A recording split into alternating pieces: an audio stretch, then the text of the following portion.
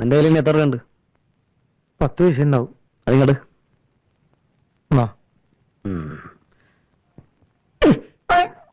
10 പൈസയും കൊണ്ട് നടക്കുന്നു.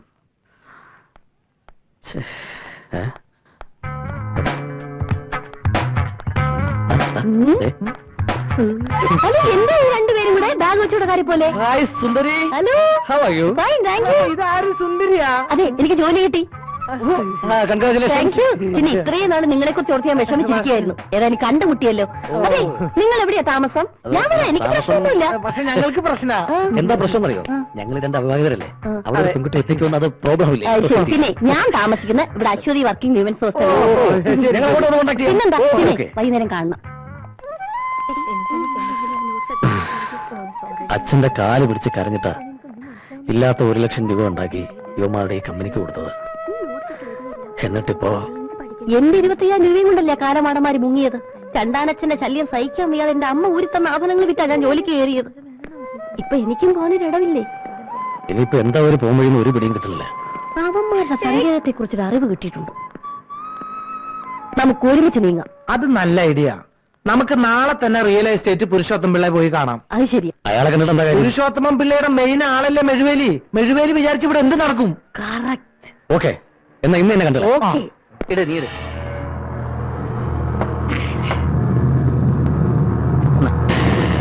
ഓഹോ, ജോൺസൺ ആൻഡ് ജേസൺ കമ്പനിയുടെ മാനേജിംഗ് ഡയറക്ടേഴ്സ് 2 ഇവിടെ ഇരിക്കുകയായിരുന്ന. ഞങ്ങൾ കുറെ തിരക്കി. ഒരു മിനിറ്റ്, ഒരു കാര്യം പറയണ്ടായിരുന്നു. സോറി കേട്ടോ. ഞങ്ങൾക്ക് ആവശ്യം ഇവനെ.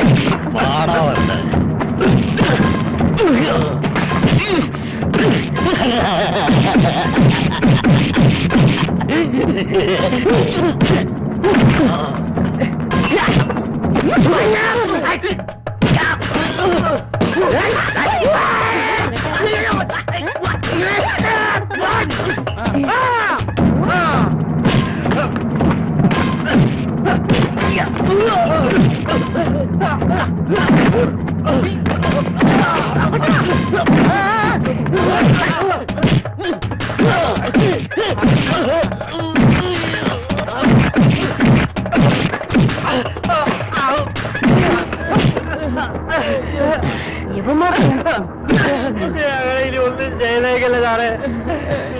ക്യാഷ് അവിടെ ഇരിപ്പുണ്ട്. ഞങ്ങളുടെ കയ്യിൽ തന്നെ ഉണ്ട് സാറന്മാരെ.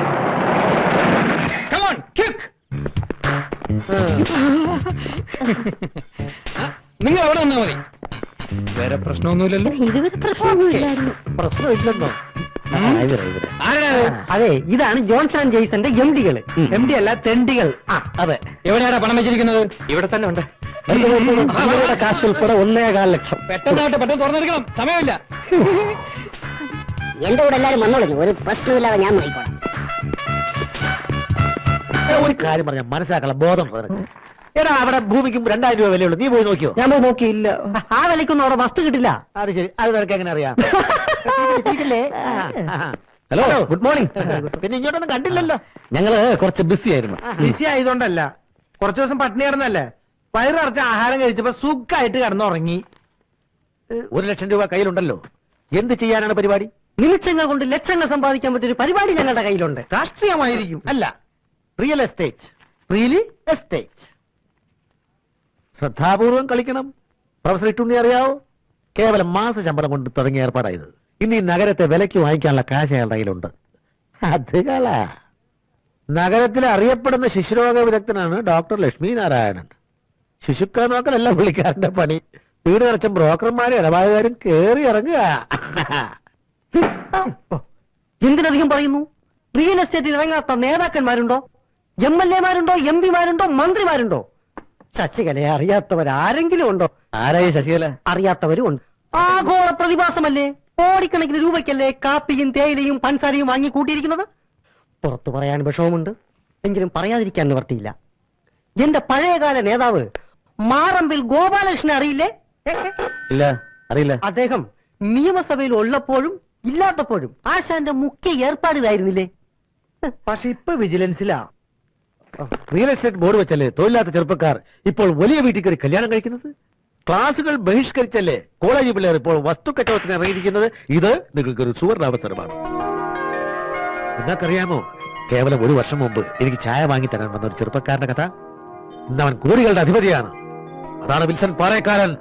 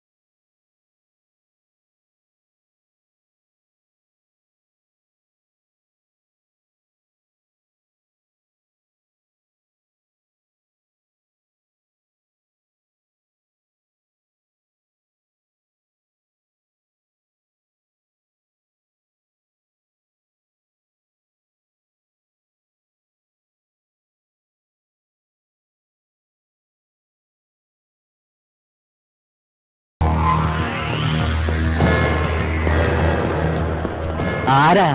ഞാൻ CK. അമ്മാവന്റെ വീടും പുരയിടവും വാങ്ങാൻ വന്നയാളാ. ഇന്ന് രാവിലെ കച്ചവടം ഉറപ്പിച്ച ടോക്കണും വാങ്ങിയല്ലോ. അത് സാരല്ല, ടോക്കനല്ലേ വാങ്ങിയിട്ടുള്ളൂ, കരാറൊന്നും ആയില്ലല്ലോ. എനിക്ക് വാക്ക് വന്നേ ഉള്ളൂ, കച്ചവടം കഴിഞ്ഞു. അങ്ങനെ കഴിയാൻ പറ്റില്ലല്ലോ. 50,000 കൂടുതൽ തരാം, ഞങ്ങൾക്ക് എഴുതണം. വേണ്ട, എനിക്ക് വാക്ക് വന്നേ ഉള്ളൂ. അതെന്താ 50,000 കൂടുതൽ കിട്ടിയ കയ്ക്കോ?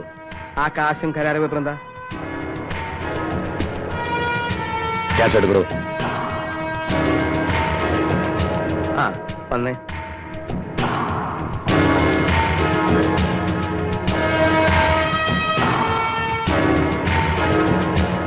ഈ നാട്ടിൽ CK അറിയാതെ ഭൂമി വിൽക്കില്ല, ആരും വാങ്ങില്ല. അതാണ് CK. പുരുഷോത്തമൻ പിള്ളയെ പരിചയപ്പെടാൻ കഴിഞ്ഞത് നിങ്ങളുടെ ഭാഗ്യമാണെന്ന് കരുതിയാ മതി. അപ്പൊ എന്തായാലും റിയൽ എസ്റ്റേറ്റിലേക്ക് നമുക്കൊന്ന് ഇറങ്ങി നോക്കാം, അല്ലേ? ഇനി മടിക്കണില്ല. ഒന്നിച്ചു നിന്നാൽ നമുക്ക് പലതും നേടാം. അതെ അതെ, അത് നേരാ. പിന്നെ ഒരു പ്രോബ്ലം ഉണ്ട്. എന്താണാവോ? ഞങ്ങൾക്ക് താമസിക്കാൻ ഒരു വീടിന് ശരിയായിട്ടില്ല. ഈ ഹോട്ടലിൽ താമസിച്ച് മടുത്തു. അതിനെന്താ, ഒരു റിയൽ എസ്റ്റേറ്റ് മാനേജ് ചെയ്യുന്ന ഒരാൾക്ക് ഒരു വീട് വാടകയ്ക്ക് എടുത്തു തരാൻ അത്രയധികം ബുദ്ധിമുട്ടൊന്നും ഉണ്ടാവില്ല. അതുകളാ. നമ്മുടെ മറിയാമ്മ ചേട്ടത്തിന്റെ ഒരു വീട് ഒഴിഞ്ഞിടപ്പുണ്ടല്ലോ. അയ്യോ, ആ തള്ളയുടെ വീടോ? അതെ, അവിടെ പണ്ടെങ്ങാണ്ട് സ്ത്രീ തൂങ്ങി. അപ്പൊ അവിടെ ഒരു കുഴപ്പമില്ല, നമുക്ക് ആ വീട് ശരിയാക്കാം. എന്തേ? പിന്നെന്താ ഇവിടെ പ്രശ്നം? അത് മതി.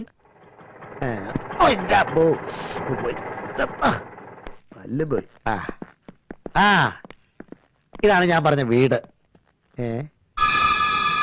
നിങ്ങൾ ഉദ്ദേശിക്കുന്ന മാതിരി ഇവിടെ ആരും തൂങ്ങിച്ചത്തിട്ടൊന്നുമില്ല. അത് കള. ഇതൊരുമാതിരി ഭാർഗവി നിലയം പോലെയുണ്ട്. ഇത് കള. ഇത് കളയണ്ട, എനിക്കിഷ്ടായി. നഗരത്തിന്റെ വലിയ തിരക്കുമില്ല, ഒരു പ്രശാന്ത സുന്ദരമായ വീട്. എന്താ ഏ? നീ ഇവിടെ ഇരുന്ന് നോവൽ എഴുതാൻ പോവാ? ചിലപ്പോൾ എഴുതിയൊന്നും വരും.